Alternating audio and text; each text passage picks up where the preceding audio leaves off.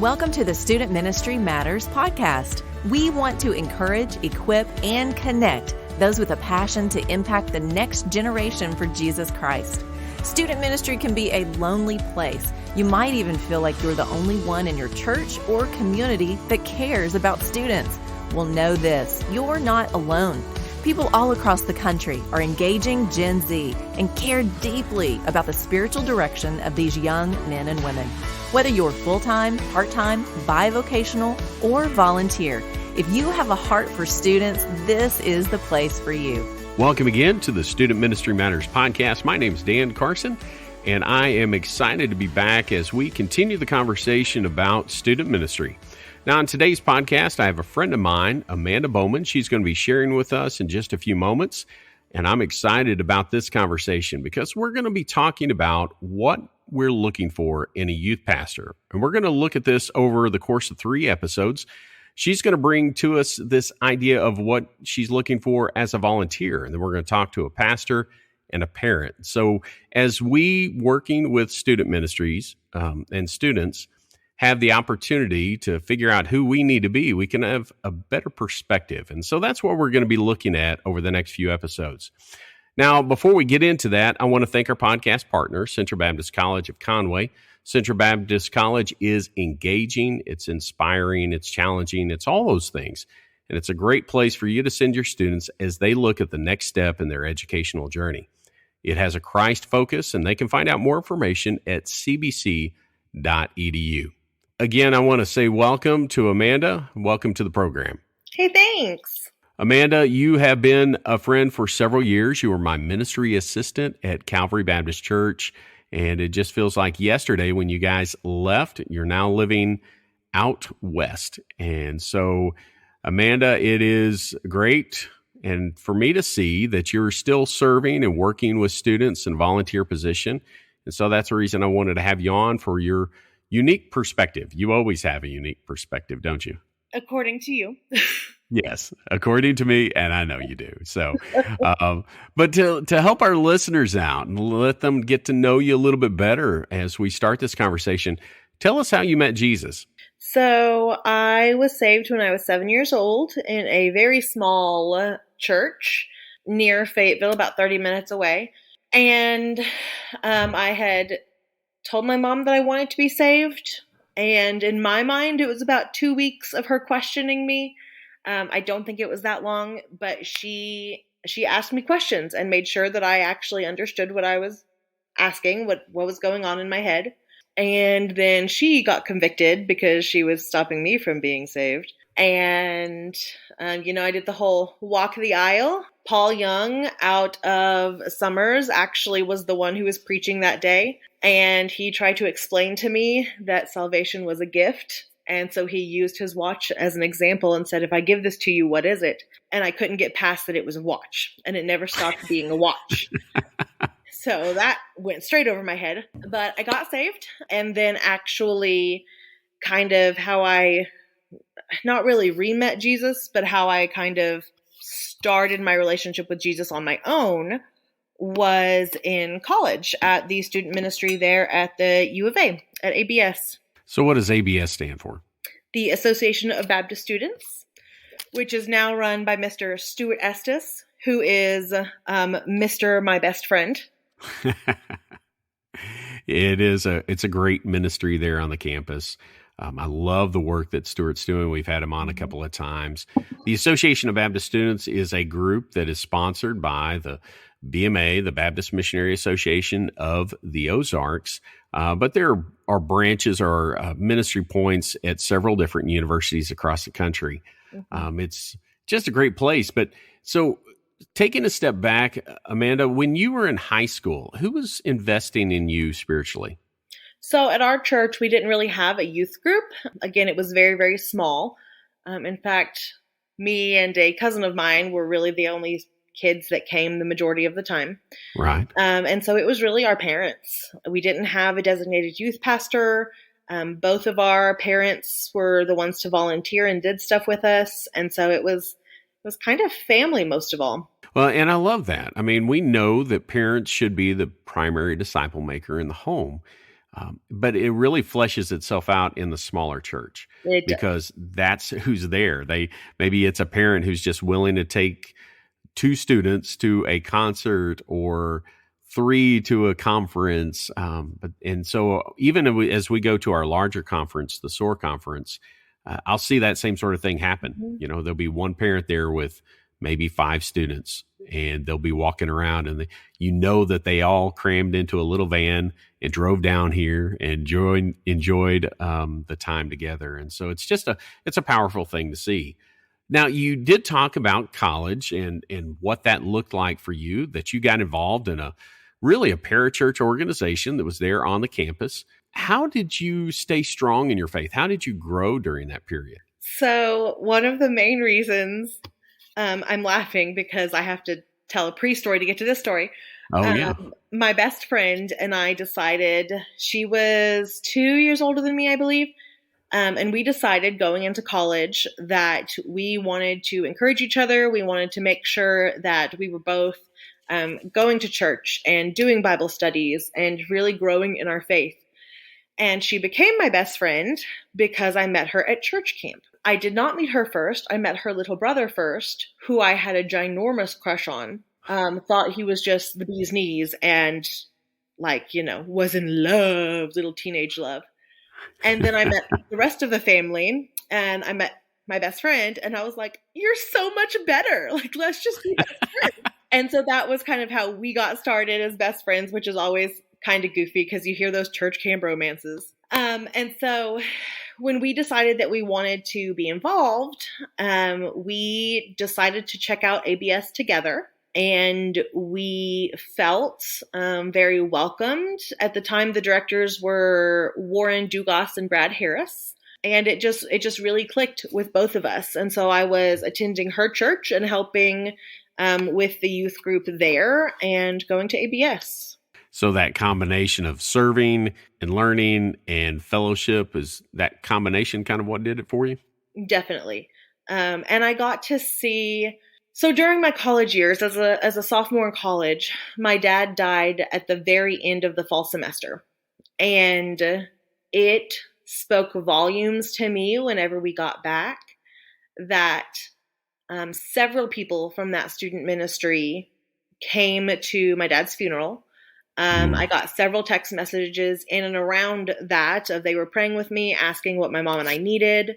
And he had been sick for a long time. So even in that freshman through the time that he died, I learned that the family of God, your church family, does not end at the walls of your home church.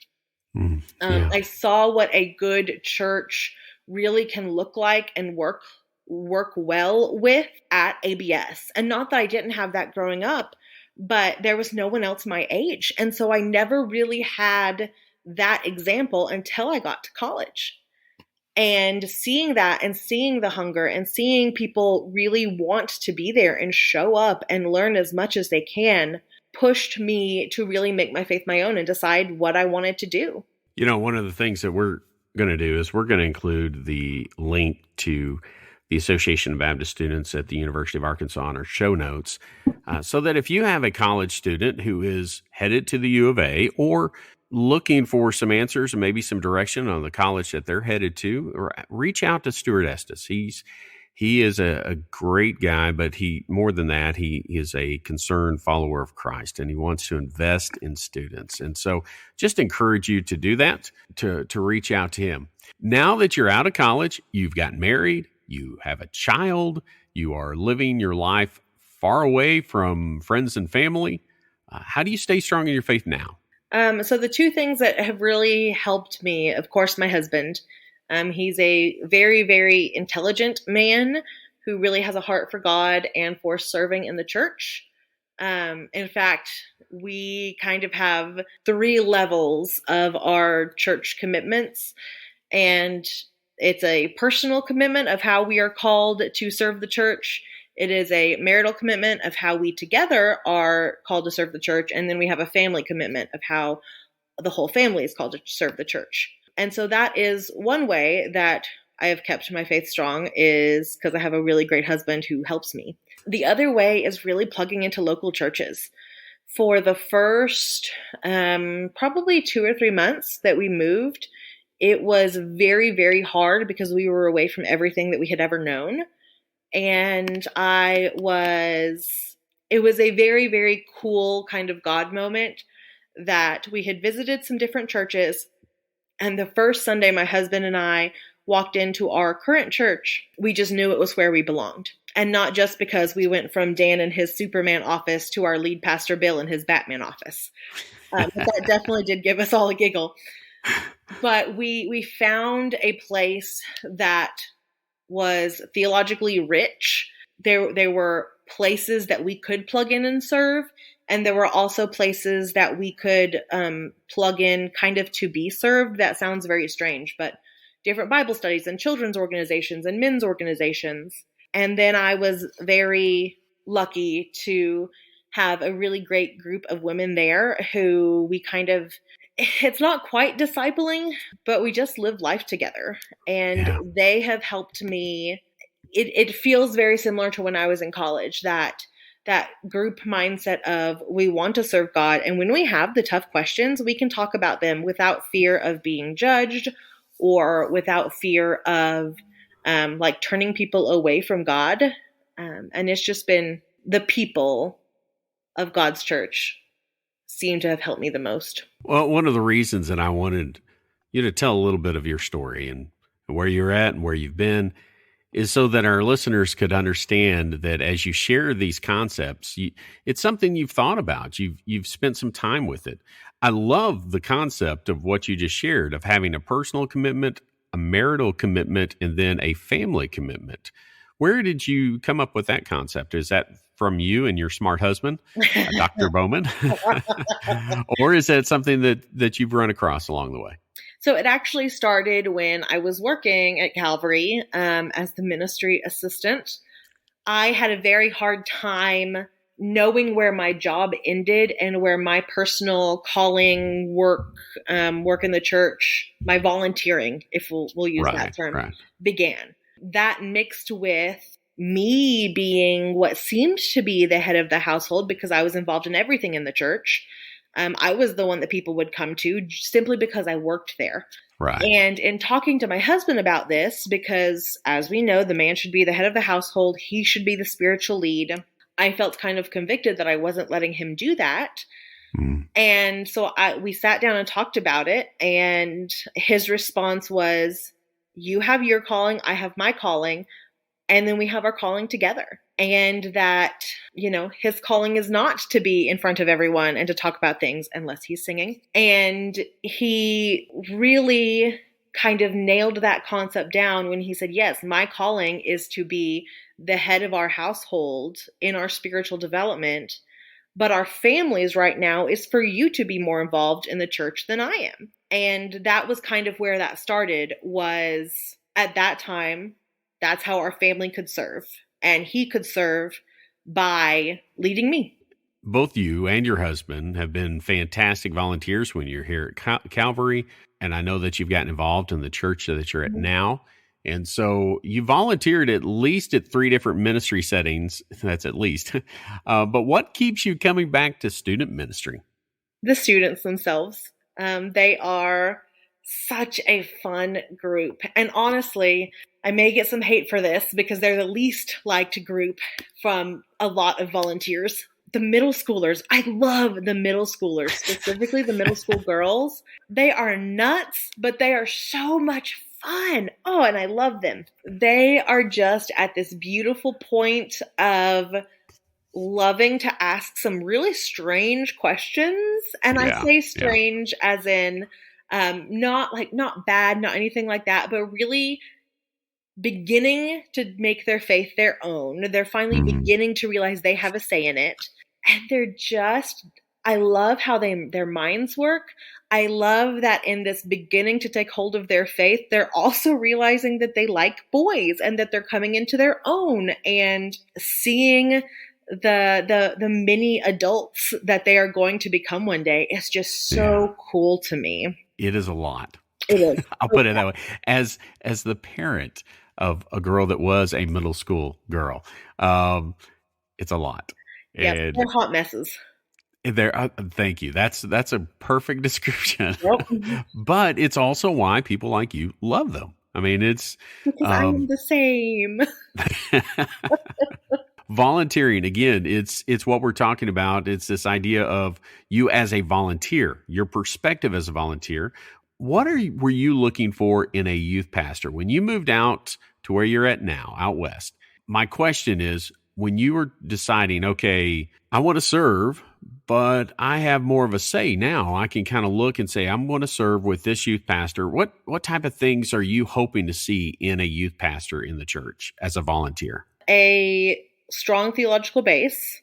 Okay. That's, number one. And along with that, the desire to continue learning. Somebody who will not shut you down immediately if you question something that they say, or they don't shut down your own opinions, or your own thoughts. And then on top of that, somebody who truly loves the kids and who loves their job, because if they don't love their job, it's going to be awful to volunteer for them. Yeah. Somebody who understands the value of the student ministry, the youth group, somebody who understands that this is the next generation of the church. And in today's day and age, you're going to have to talk about really tough topics.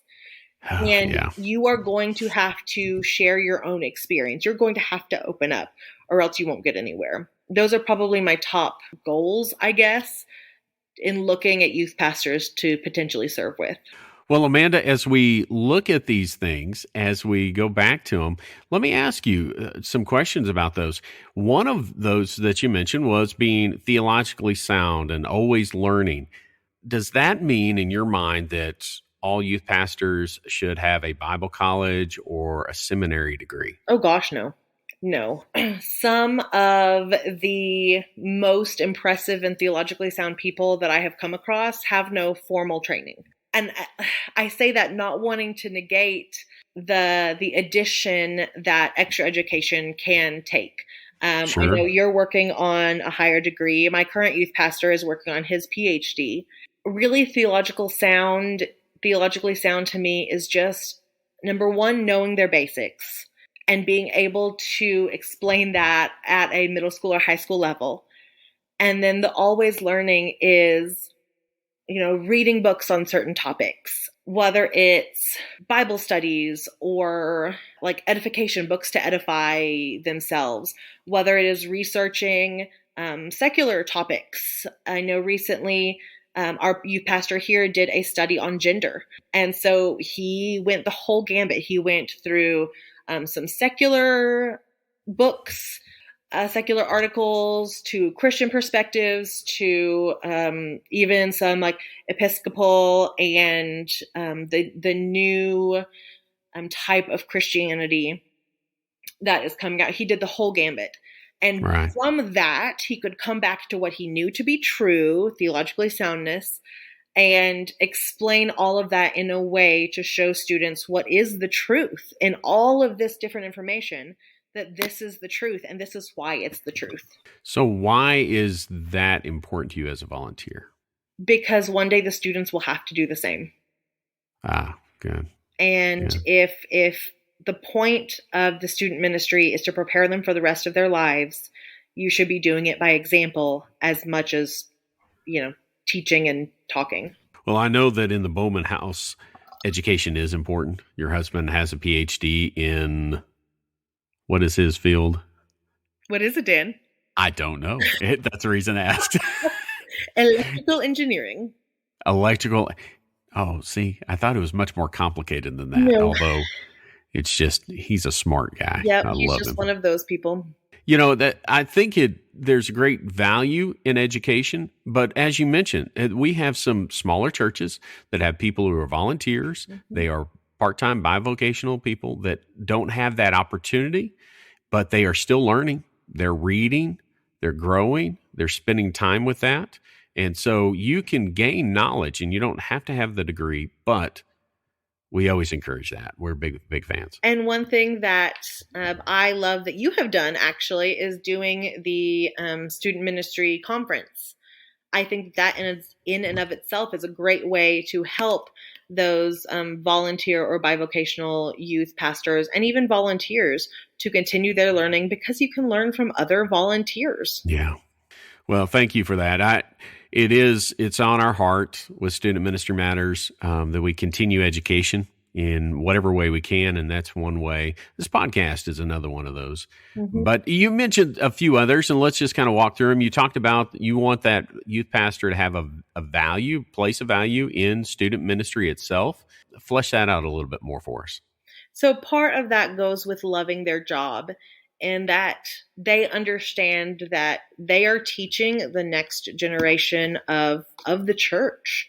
And not only the next generation, but what you are putting into your youth ministry and your students will continue to go on for generations and generations and generations to come.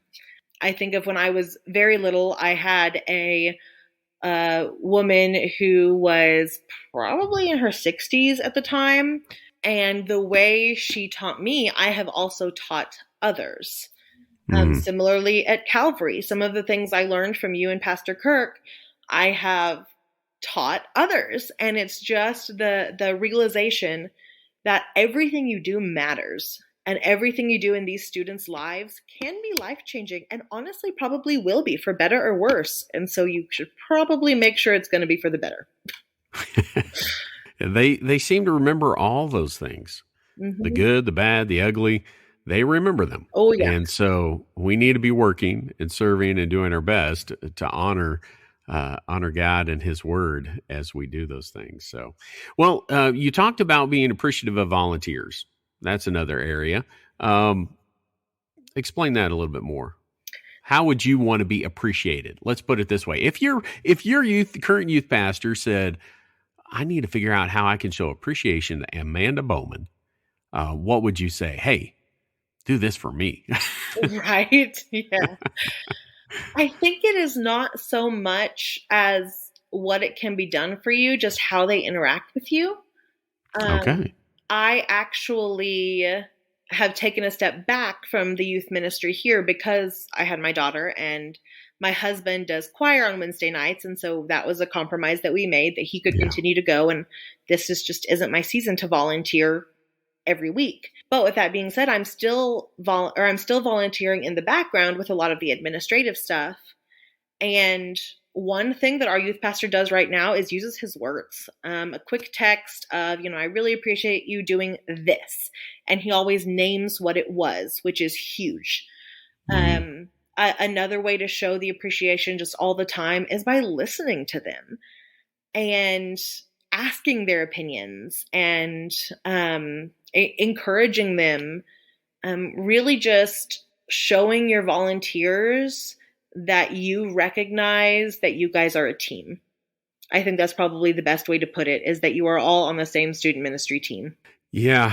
Unfortunately, a lot of youth pastors will get into this mindset of the Lone Ranger and think that they can do it all by themselves. And one thing that I learned very early on is I can't do it. And so I have to ask people to join me in that process. And our students are better for it. When they see the youth pastor and a parent and maybe a grandparent or one of our Christian seniors who doesn't even have any students in the ministry, but they're there because they love those students. Man, that's huge. And so, well, Amanda, let me give you a platform here for a moment. Hey. Yeah, here it is. If you could say something to student pastors, and that's who we're speaking to, youth ministry workers. They maybe are their full-time, part-time, bivocational volunteer, but you're saying to them, here's what, as a volunteer, here's my words of encouragement. What would you say to them? Oh, words of encouragement. I thought we were going to go in a different direction here. Oh, okay. Maybe start with the direction. Just your words for them, because you have lots of words. I do have lots of words. Okay, so I'll start with the words of encouragement. Okay. Honestly, what you're doing matters. This is, even when you don't see the growth in your youth group, even when you don't see the immediate growth in your students, you are creating this beautiful seed because, we talk about seeds in Christianity, that is going to flourish one day. Even if it is just remembering that you cared about them, you will make an impact on their life.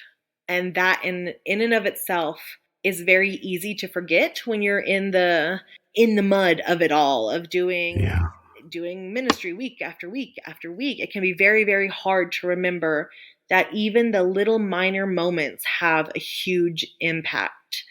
It's ones that you may never get to see, but you're doing good. That you, even when it feels like you're failing, as long as you are staying in God's will and doing your best, you are not failing.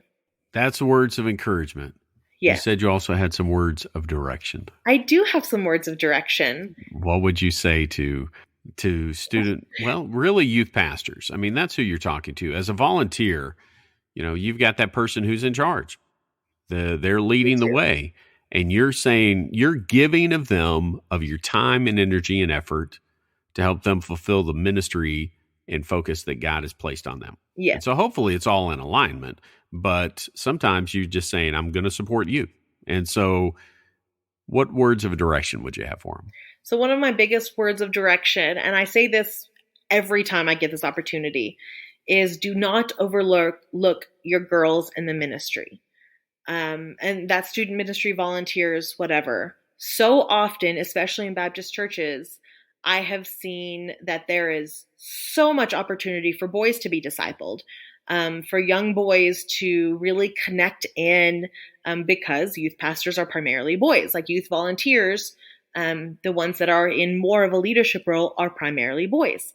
It can be very disheartening for the girls to see their boy counterparts have all this opportunity, and it seems like you are just struggling to get women to pour into these girls. It's getting better, but one of my biggest pushes is to find that other half of your youth leadership that can come alongside the youth pastor or the youth volunteers and really speak to the girls and be their voice. For a lot of people, it's a youth pastor's wife. For some people, it's just another volunteer that the girls can come to and have that older woman who they can ask the tough questions, who can pour into them, who can do Bible studies with them, give them a safe place to be themselves. Because as much as you try, if you're a male youth pastor, it can be very intimidating for a young middle school girl to come talk about hard things. And so that's always my biggest push is find a theologically sound woman that you trust who can come alongside you and help you and show you different ways to connect to the girls in your group. Yeah, what I love is as you're pointing out something that many of us struggle with. There's that tendency of there's the youth pastor and that's it, but we need to bring women alongside in this process. And a lot of times, and you mentioned it, a lot of times that will be the youth pastor's wife, but that's not always the case. They may not have a gifting in that area. We need to realize that. And so we just need someone that can be there for those young women. It protects the youth pastor. It protects, and it provides something better for the young women too, to be able to have someone there who can love on them in a special and unique way. So, well, Amanda, we've got to wrap up today, but do you have any other words that you want to share today? Really just thank you. Like you, because you are a youth pastor in addition to all of this, youth family. And then to those listening, the youth pastors that are listening, the youth volunteers, thank you guys for doing this, for raising this next generation to love God and to love others, because that's all there is, right? That's all there is to this life, is loving God and loving others. And you guys are in the trenches doing it. And I'm just so thankful for that. Well, let me join Amanda and say thank you, listeners, for the work that you do, the students that you're loving on, and the sometimes very difficult and hard situations you're in. But we keep doing all these things because student ministry matters. Thanks for listening to the Student Ministry Matters podcast. Get connected at studentministrymatters.com or follow us on Facebook and Instagram at Student Ministry Matters. Until next time, keep up the great work with your students because the work matters.